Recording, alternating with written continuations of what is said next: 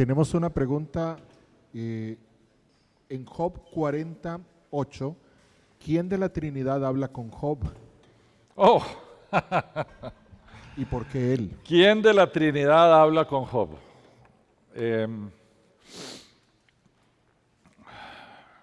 Nos estamos metiendo en el océano de teológico, pero a ver, vamos a ir a la Biblia. Dice el autor de los Hebreos que Cristo es la imagen misma de Dios, y dice Pablo en Colosenses que la única manifestación de Dios a los hombres es el Hijo.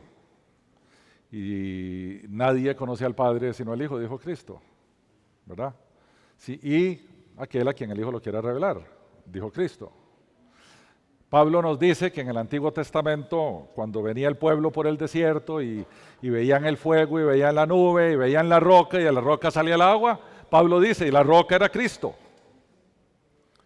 Y Jesús le dijo a los fariseos, y casi lo apedrean por eso, que antes de que Abraham fuera, yo soy. Él se estaba identificando como el Eterno. Entonces, si sabemos que Él es el Eterno, sabemos que Él es el yo soy que se presentó a Moisés en la zarza ardiente, sabemos que la única manifestación de Dios a los hombres es el Eterno Hijo de Dios, deberíamos pensar quién le estaba hablando a Job. La única manifestación de Dios a los hombres.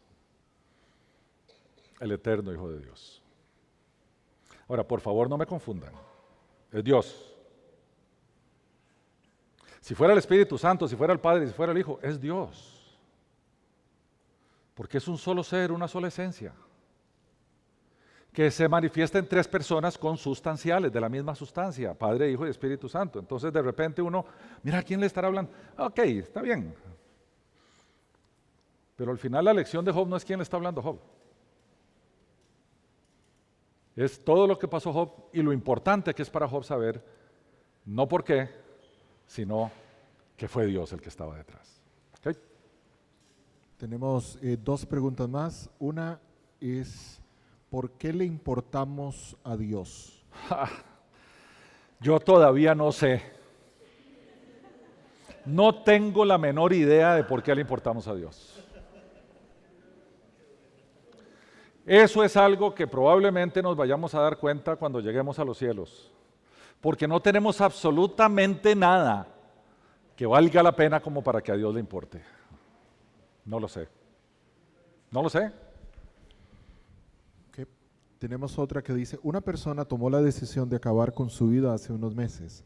En su familia hay varias historias parecidas que todas terminaron porque estas personas se quitaron la vida. ¿Eso es parte del sufrimiento o es cadena generacional? No. Voy a contestar primero con el tema de cadena generacional y después hablamos del suicidio. La gente toma en Éxodo 20 y después en Deuteronomio cuando lo reitera, el tema de que hay cadenas generacionales y que el pecado persigue hasta la tercera y cuarta generación. Y paran ahí y se olvidan de seguir leyendo, de los que le aborrecen. Y curiosamente de los que lo aborrecen no lo leen solo hasta tercera y cuarta generación, ahí se paran. Y después de los que lo aborrecen, él habla de los que no lo aborrecen, de su iglesia. Entonces estos temas de cadenas generacionales tienen que ver con, aborrecimiento quiere decir rechazo.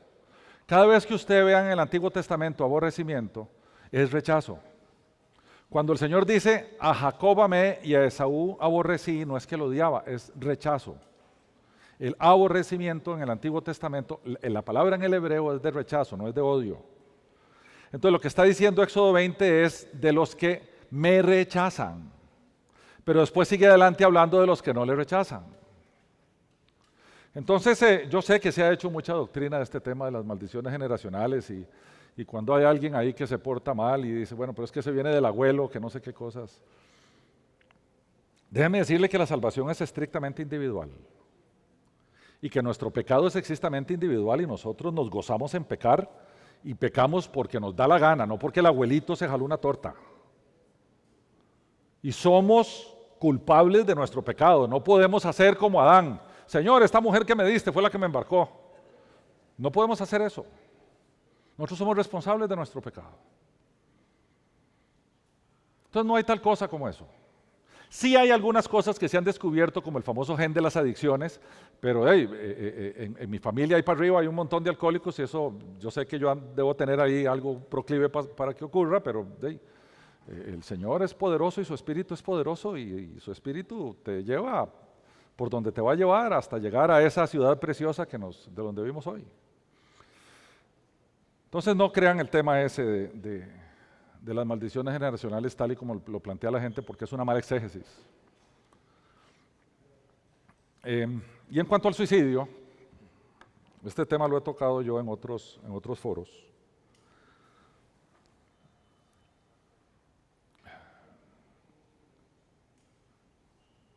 En la religión católica el suicidio se considera el pecado imperdonable. Inclusive en los tiempos en que los cementerios estaban a la par de las iglesias y los cementerios pertenecían a las iglesias, no permitían que los suicidas fueran enterrados ahí. Entonces, ¿a dónde aquí en Costa Rica dónde los tenían que enterrar? En el cementerio Calvo, que era el cementerio en aquel tiempo de los indigentes, porque un suicida no se podía enterrar en un cementerio que pertenecía a la Iglesia Católica. Y vieran que yo no me he encontrado en la Biblia un lugar que diga que el suicidio es el pecado imperdonable. En ningún lugar. Y también sí sé que todos nosotros pecamos y pecamos todos los días de nuestra vida, apenas abrimos nuestros ojos. Porque ninguno de nosotros ama a Dios por encima de todo lo demás. Ninguno. Yo probablemente amo a Lorena más que a Dios, o amo a Rolly más que a Dios, o me amo a mí mismo más que a Dios, o probablemente. Salir a decir, no, yo amo a Dios por encima de todo, a ver, entendamos con humildad que nosotros tenemos todas esas debilidades y que si no fuera por el poder de Dios, nos vamos a a quemar en los infiernos. Todos pecamos. Y por lo tanto, si se trata de morir sin pecado, esa cosa no existe. Yo me acuerdo cuando yo era católico, me iba y me confesaba y quedaba perdonado, y mientras iba a comulgar volvía a ver para un lado y había una guapa por ahí, ya pequé. Entre la confesada y la comulgada, ya pequé, para que vean lo inútil que es eso. Y después de comulgar venía y aparecía otra y otra. O apenas uno salía y las doñas, ¿viste fulana? Y recién comulgadas. Nadie muere sin estar en pecado. Lo que pasa es que nosotros los creyentes, esos pecados ya fueron pagados en la cruz como lo vimos hoy, incluyendo el suicidio. Porque tampoco encuentro en la Biblia un lugar donde me dice que suicidarse es peor que adulterar. ¿Usted lo ha encontrado? No dice. O es peor que cualquier otra cosa. Es peor que tener relaciones sexuales fuera del matrimonio. No, es igual de pecado. Estás pecando contra el mismo Dios que prohíbe ambas cosas. Entonces todos vamos a morir en pecado. Todos. Por lo tanto, el suicidio no es el pecado imperdonable. Entonces uno dice, ¿por qué un creyente se puede suicidar? Yo se los puedo decir de primera mano. Mi hermano menor se suicidó. Se colgó. Y a mí me explicó la fuente, qué terrible esta fuente, pero el experto en suicidios del OIJ. El que mandan, cada vez que hay un suicidio, el que mandan a averiguar a ver si es mentira o es verdad y si hay un homicidio ahí disfrazado y algo así. A mí me tocó descubrir a mi hermano. Y tuve que hacer la llamada y como a las 3 horas llegaron. Y el tipo me dijo, vea, aquí nadie es culpable. Y me lo explicó de la siguiente manera. Para que una persona pueda vencer su instinto de conservación, que es el más fuerte de todos, tiene que haber tal desequilibrio químico en su cerebro para que venza el instinto de conservación y se quite la vida. Esa persona en modo alguno, está en sus 5 como para que usted diga lo que muchos dicen, que valiente, ¿viste? Porque yo no me quitaría la vida, pero ese es un valiente pues se quitó la... No. Este es un tema dolorosísimo. La gente que vive la muerte de un ser querido a través del suicidio, tiene el corazón partido, y además por lo que dice el resto de la gente, y lo que especula el resto de la gente, los amigos de Job, en el mundo, cuando alguien de la familia de uno se quitó la vida, eso es ingrato. ¿Y dónde estaba Dios cuando ese se estaba quitando la vida? Viéndolo, permitiéndolo. Porque Dios podía evitar que se quitara la vida, por supuesto que sí, tiene todo el poder para hacerlo. Pero a uno se le olvida un detalle y quiero, tal vez con esto tan complejo, recordarles algo. El que determina quién, cuándo y cómo se termina la vida de uno es Dios. Uno de repente cree que todo el mundo va a morir de 80 años. No. Todos los días mueren chiquitos recién nacidos, todos los días mueren chiquitos de 5 años, todos los días mueren chiquitos de 10, de 15, de 20, todos los días muere gente de 30, 40, 50. No todo el mundo muere de 80 años. Y la forma y las circunstancias en que cada uno muere está decidido de antemano, porque si no Dios no sería Dios. No hay una partícula en el universo que ande sin el control de Dios, porque si no Dios no sería Dios. Y voy a terminar diciéndoles esto. La Biblia, en los últimos 2 capítulos, Apocalipsis 21 y Apocalipsis 22, perdón, 20, 21 y 22, porque está el juicio y después la descripción de la nueva vida, Dios nos garantiza eso. Dios dice, así es como va a terminar esto. Y Dios nos dice quiénes van a estar ahí. Aquellos cuyo nombre ha sido escrito en el libro de la vida en el Cordero desde antes de la fundación del mundo, dice el apóstol Pablo en la carta a los Efesios. Entonces ya sabemos quiénes van a estar ahí, ya sabemos cómo es aquello.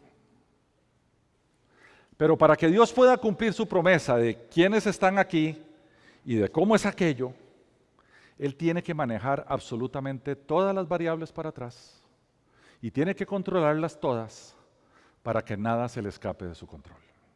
Porque si no, no podía prometer esto. No podría hacerlo. Yo sé que yo tengo un lugar ahí en esa nueva ciudad preciosa, no sé haciendo qué, pero ahí tendré un lugar. Y sé que mi camino hacia esa ciudad preciosa está bajo el control divino. Y así el de todos. Lo que sea que vamos a atravesar, y eso incluye a todos. Eso incluye el que tuvo un resbalón y tuvo un pecado grosero y después el Señor lo restituyó. Y voy a decirlo en voz alta para que no nos quede duda. Y también incluye al creyente que se quitó la vida. Porque de nuevo, el suicidio no es el pecado imperdonable. El pecado imperdonable es la blasfemia contra el Espíritu Santo. Es lo que dijo Jesús. Todos los pecados son perdonados. Todos menos uno. La blasfemia contra el Espíritu Santo. ¿Y qué es el Espíritu Santo? El que nos presenta a Jesús, el que nos hace nacer de nuevo, el que trae. Sencillamente, si vos blasfemás contra el Espíritu Santo, estás rechazando al que te va a salvar y por lo tanto no tienes salvación. Si estás rechazando al que te va a salvar. Jesús dijo que solo hay un pecado imperdonable. Uno solo. Entonces no nos apresuremos a señalar quién se va a perder por una eternidad porque sabemos que murió con un pecado con otro. Porque esa decisión le pertenece al que está sentado en el trono. Esa decisión está en un pedestal que le pertenece a Cristo y nosotros no podemos usurpar ese pedestal para sentirnos lo suficientemente sabios o poderosos y señalar al que se va a salvar o al que se va a condenar. Eso, salvación o condenación, es un negocio del juez y el juez es Cristo. Cristo ya dijo cómo es la salvación, ya dijo quiénes se salvan y ya dijo cuál es ese camino. Ya lo dijo. Entonces tengamos paz. ¿Okay? Ok, y voy a leer son 3 seguidas. Pregunta, ¿era verdaderamente creyente Job? Porque hasta el mismo Dios dijo que era justo y perfecto, pero hasta después de las regañadas que él dice que lo conocía de oídas, pero que ahora lo ve. ¿Te doy la segunda o te dejo esa un toque? No, vamos con esa primero. Eso tiene que ver mucho con los santos del Antiguo Testamento. Era creyente Job, era creyente Moisés, era creyente Elías, era creyente Isaías, eran creyentes todos ellos, por supuesto que eran creyentes. El Espíritu Santo los inspiraba, porque si no, no hubieran escrito, inspirados por el Espíritu Santo, su palabra. Y esto ha sido, hay diferentes opiniones dentro de los eruditos de la iglesia. Sin embargo, del Señor dijo en la última cena, vean, a ustedes les conviene que yo me vaya, porque si no me voy no puedo mandarles al otro consolador, pero si me voy se los voy a mandar, porque ahora Él está con ustedes, pero estará en ustedes. ¿Cuándo estará en ustedes? Después de que Él muera. Porque después de que Él muere, Él absorbe nuestro pecado y nosotros quedamos como un templo para que el Espíritu Santo habite en nosotros. Y hasta que no haya cruz, no puede haber ser humano que sea el templo del Espíritu Santo. Entonces uno podría decir, que esa es por lo menos mi corriente, porque hay otra gente que dice otra cosa, que el Espíritu Santo estaba con todos aquellos, con ellos, pero no en ellos. Cuando se habla de la llenura del Espíritu Santo, se habla de que el Espíritu Santo controlaba sus vidas, pero no es sino hasta la muerte de Cristo que es posible que nosotros seamos templo del Espíritu Santo. Ahora, Job claramente era creyente. Dios lo piropió. ¿Cómo no va a ser creyente si Dios lo piropió? Al puro principio, capítulo 1. A ver, estaba en un punto de su vida donde era creyente y después ese punto se disparó a otro nivel 40 capítulos después. Pero yo creo que sí era creyente. Sí, claro. Otra pregunta. ¿Satanás sí logró su propósito? ¿Hizo blasfemar a Job sobre Dios? Satanás no llevó su propósito adelante porque Job se quedó con Dios. Al final el propósito de Satanás era separar a Job.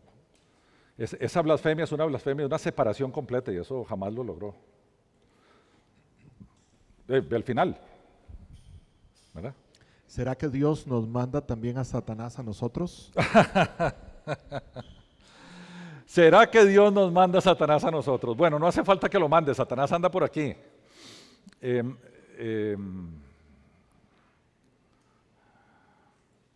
Creo que fue Agustín de Hipona el que elaboró la doctrina de los tres enemigos del hombre, ¿verdad? El mundo, uno mismo y el diablo.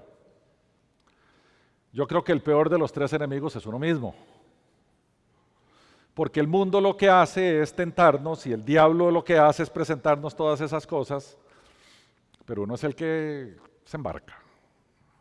Los deseos de uno son estrictamente carnales, llevados adelante por un egocentrismo que vos mismo presentaste aquí, Mau, porque cuando todo se centra en nosotros, todo se centra en nuestro placer, en nuestro gusto, en nuestra cosa, y por lo tanto, el principal enemigo que tenemos nosotros es nuestra propia carne, nosotros mismos, nuestros propios deseos, los cuales después viene el mundo a presentarnos las tentaciones y el diablo a empujarlo.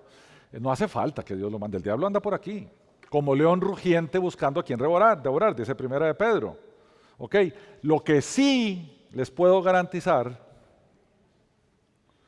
y lo voy a decir esto con toda la claridad que puedo decirlo, el diablo no nos puede tocar sin el permiso divino.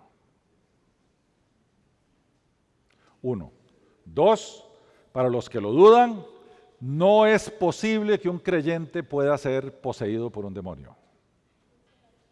No es posible, porque el creyente ya tiene Señor. ¿Cómo van a cohabitar Espíritu Santo y un demonio, por favor? Si el Espíritu Santo es Dios. Pero hay gente que nos dice, no, mira, pues que hay un chavalo ahí de la iglesia y al día siguiente salió endemoniado. Bueno, el que esté sentado en una iglesia no quiere decir que sea creyente. O el que esté en una conferencia de unánimes no quiere decir que sea creyente. O el que se congregue en alguna parte no quiere decir. Creyente es aquel que tiene a Cristo como Señor de su vida y lo obedece y vive la vida que Cristo quiere que viva.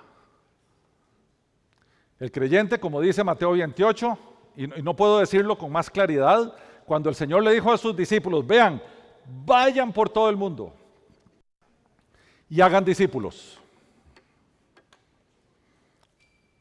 ¿Cómo hay que hacer discípulos? Bautizándolos y enseñándoles. Eso quiere decir que el que no se bautiza y no aprende, no es discípulo.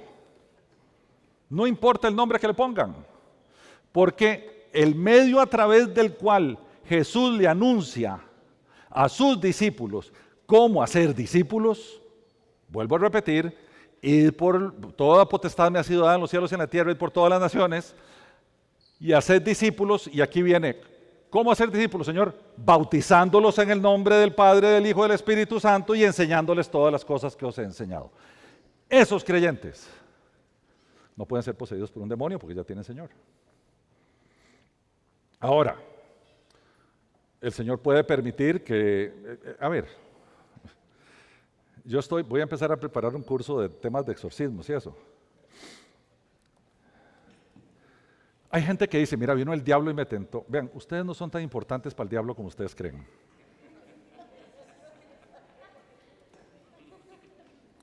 Puede ser un demonillo purete por ahí, pero no el diablo. No el diablo. El diablo está ocupado con Putin y está ocupado con otras cosas más importantes. Matando un reguero de gente y nosotros no. Así que no nos creamos tan importantes como para que Él se ocupe de nosotros. No es así. Sin embargo, el Espíritu Santo habita en nosotros y por lo tanto es el Espíritu de poder. Y a veces hay cosas que Dios permite que hagan los demonios con el propósito de que crezcamos. Y uno dice, ¿cómo decís eso? Entonces yo no, pregúntale a Pablo. Sí, ya, ponemos a Pablo aquí. Pablo, contame una cosa.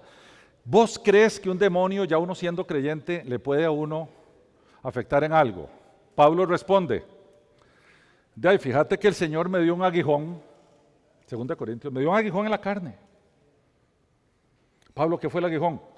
Un mensajero de Satanás, dice Pablo, el cual le pidió al Señor que me lo quite 3 veces, le he pedido 3. ¿Y sabes qué es lo que me dijo el Señor? Bástate mi gracia porque en tu debilidad se perfecciona mi poder. Pablo tenía un demonio hostigándolo y el Señor fue el que le mandó el demonio para que lo hostigara. Porque Pablo tenía un problema de vanagloria, lo dicen en los versículos anteriores. Para que no me vanaglorie, Dios me dio un aguijón en la carne, un mensajero de Satanás. Eso lo dice textualmente. Entonces el Señor dijo, bueno, voy a pasarle por ahí para que se le quite la vanagloria. Ya después vimos en Filipenses que se le quitó. Yo no sé si lo merezco todavía, aquí voy pulseándole, ya era otro Pablo. Otro Pablo. Porque no hay absolutamente nada que ni el diablo, ni principados, ni potestades, ni gobernadores de las tinieblas, ni huestes espirituales, estoy citando Efesios, demonillos, puretes, más fuertones, principales, lo que fuera, ninguno puede hacer nada si Dios no lo permite. Ninguno. ¿Ok? El siguiente tema, Maute, aquí te hice una zancadilla porque le cambié la fecha porque estaba muy cercana a esta. 26 de noviembre. Y vamos a hablar de la muerte. ¿Es el fin? Vamos a hablar este tema de la muerte del no creyente, vamos a hablar de la muerte del creyente, vamos a hablar de los famosos Near Death Experience, las experiencias cercanas a la muerte, de la gente que se murió y se vio, después bajó y el túnel de luz que vio y todas esas cosas las vamos a hablar el 26 de noviembre. Mi abuelito que se murió 3 días después me visitó y todo eso, todas esas preguntas las vamos a responder el 26 de noviembre porque vean una cosa, es curioso, la muerte es lo que menos se habla. A todo el mundo le da mucho miedo hablar de la muerte. Cuando solo la muerte y los impuestos son las 2 cosas que tenemos seguras en esta vida.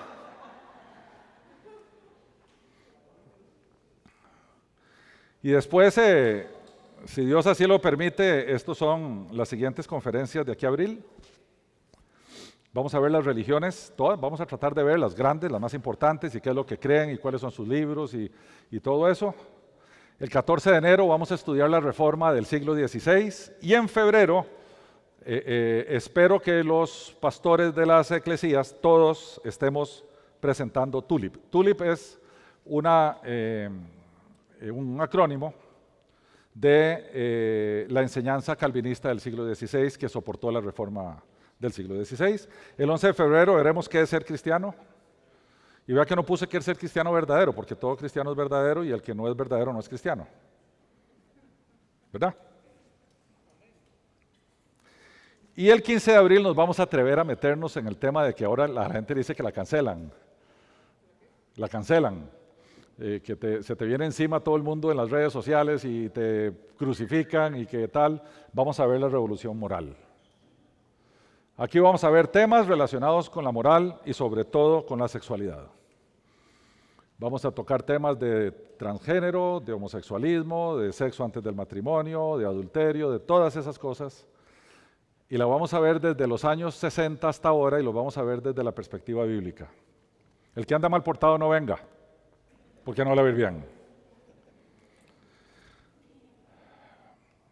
Y terminamos con una bendición. Y esto fue desde la conferencia pasada que hemos deseado ya terminar nuestras reuniones con una bendición. ¿Perdón? ¿Así? Los 12 apóstoles eran creyentes, porque es que en el 20 dice que Jesús entró al sepulcro y lo sopló, no creían, y Jesús les enseñó las manos, ¿verdad? A uno de ellos, no sé si a cuántos, esa es mi pregunta, y eso fue el mismo recibir del Espíritu Santo. Sí.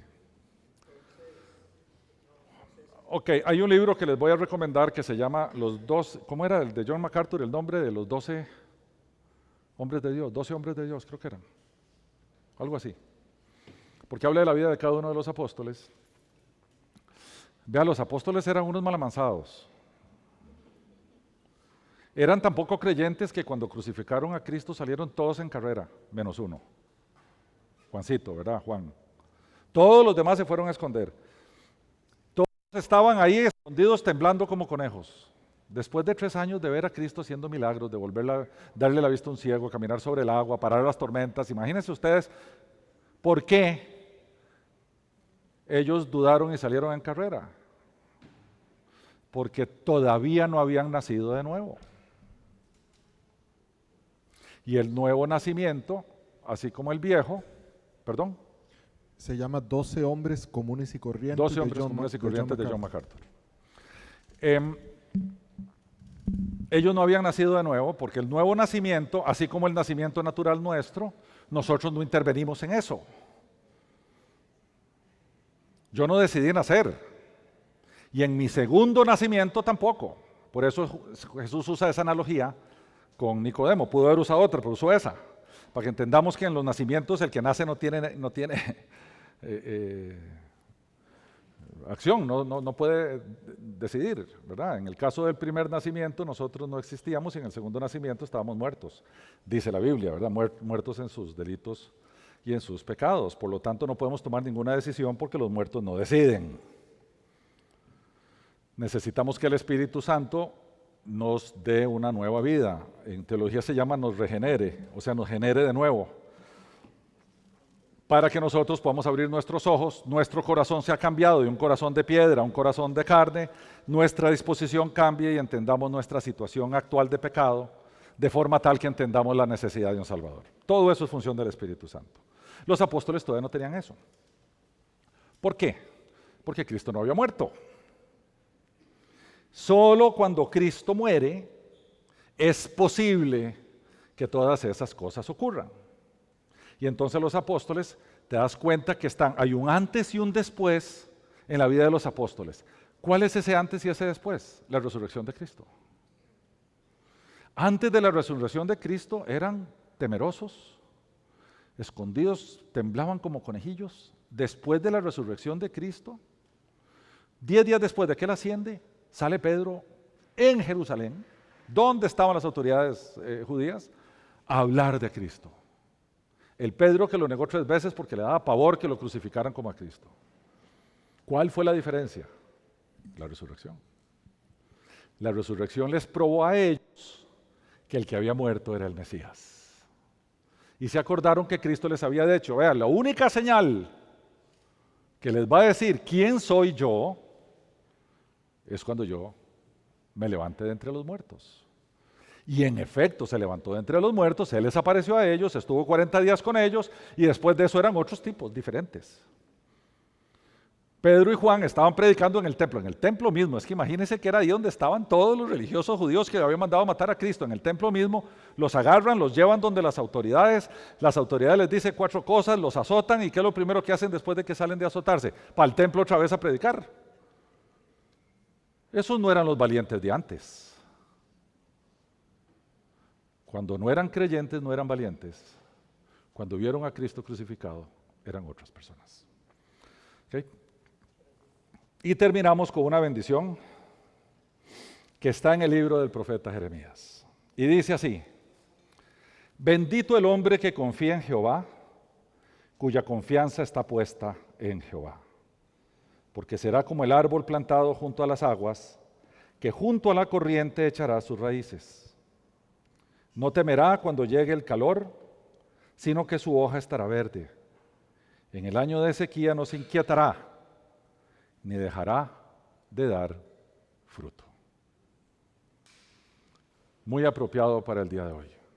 Aunque haya año de sequía, el que confía en Jehová da fruto. Hacemos una pequeña doxología a nuestro Señor. Padre Celestial, grande y poderoso eres, Señor, que en un instante creaste el universo con todo lo que hay en él. Grande y poderoso eres, Señor,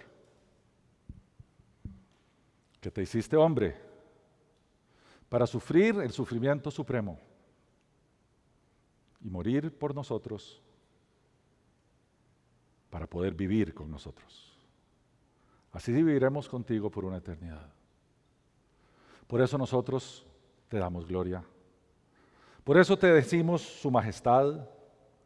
Por eso alabamos tu nombre. Por eso adoramos tu nombre. A ti, Señor, es a ti y solo a ti a quien adoramos. A ti sea la gloria por todos los siglos de los siglos. Amén.